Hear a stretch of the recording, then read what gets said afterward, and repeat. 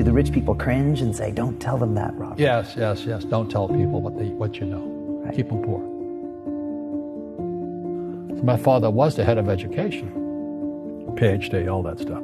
I go home and ask him, said, why don't we learn about money in school?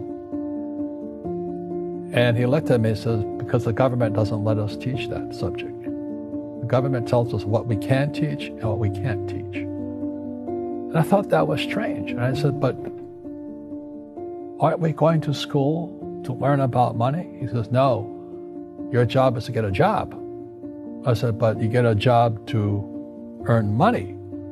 He goes, no, you're supposed to just get a job. I went, no. Isn't the purpose of a job to earn money? He goes, you're correct. I said, so why don't I just learn about money? I can skip the job part, And he got flustered and he said, if you want to learn about money, why don't you ask your best friend's father about money? And I said, why? That's Mike. So I asked him. He says, because Mike's father is an entrepreneur.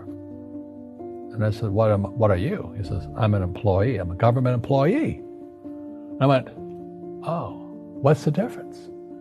He says, the difference is an entrepreneur must know about money, or they're no longer entrepreneurs.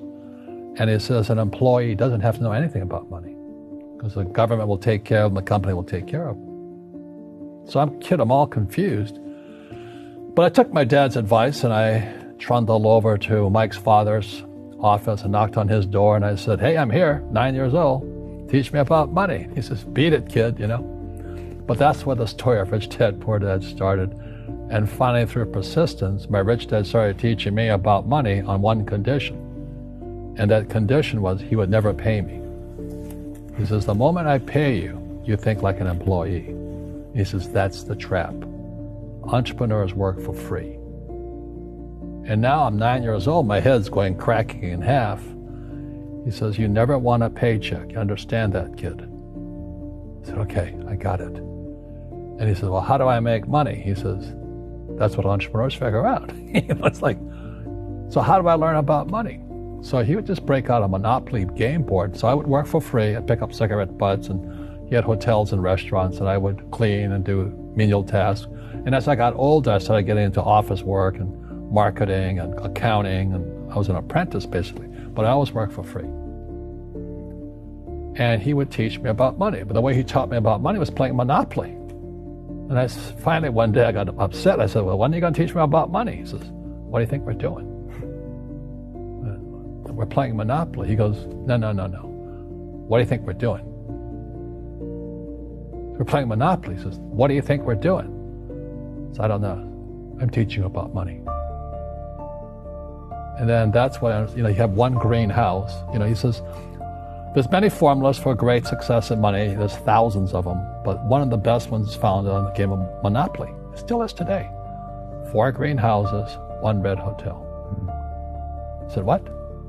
He says, one of the greatest ways to acquire great wealth is playing Monopoly in real life. 4 greenhouses, 1 red hotel. Well, is that all there is? He goes, that's it. And he says, what do you think I'm doing? And I went, I don't know. So then he took me out and he showed me his greenhouses.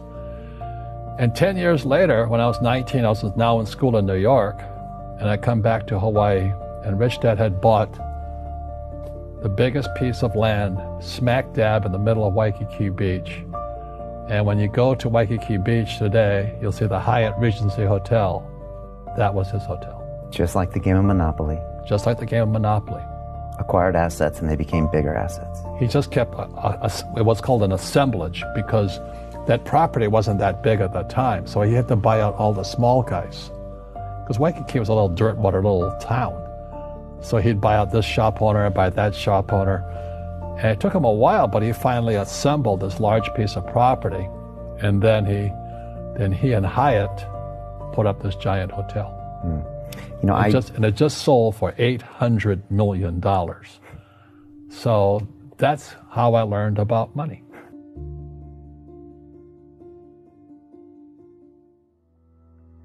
I've had financial crashes. I've had people stab me in the back, but they're all good because I grow from it. That's spirituality. Right.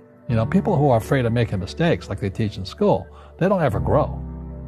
Because spirituality is there's good and there's bad, there's right and there's wrong, there's up and there's down. Most people only want to be right, they only want to be positive.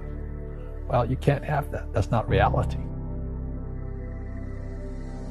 Well, I wasn't poor by most people's standards, but I came from a family with a poor attitude, if you know what I mean. Because rich, poor, middle class, poverty starts with a fundamental attitude. Poverty is passed on. It's taught in your families. And middle class is taught in families. And so the people right now who are sitting at home, who are struggling financially or worried about money or unhappy, they may be making a lot of money, but unhappy with what they're doing, it was probably taught to you. Your superego was taught, get a job, work hard, or you'll never be rich, or the rich are evil, or whatever. The school system will never teach you about money.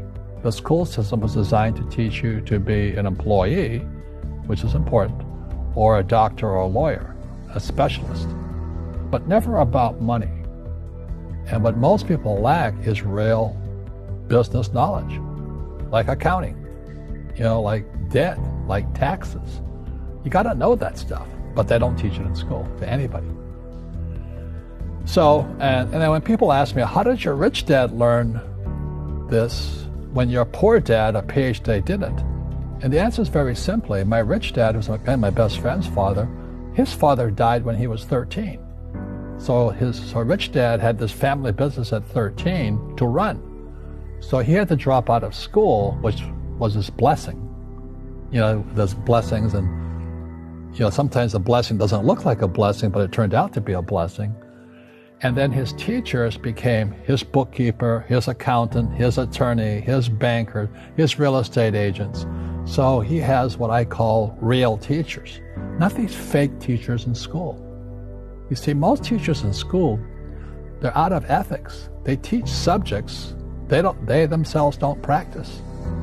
I asked the teacher, I said, I'm in my third year of calculus now. It was called strength of materials. I said, am I ever going to use this stuff? He goes, no.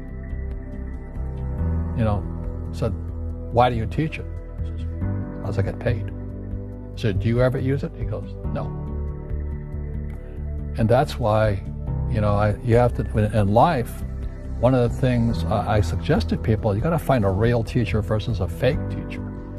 And a fake teacher is somebody who doesn't do what they teach. And a real teacher is doing what they teach every day. So my accountants, my attorneys, they're in it every single day. That's how I learn, because every day I'm solving problems in my business. So I have accountants and attorneys and bankers and all these people on speed dial because I'm solving problems with my team. I see you giving this knowledge out, and yeah. Do the rich people cringe and say, don't tell them that, Rob? Yes. Don't tell people what you know. Right. Keep them poor.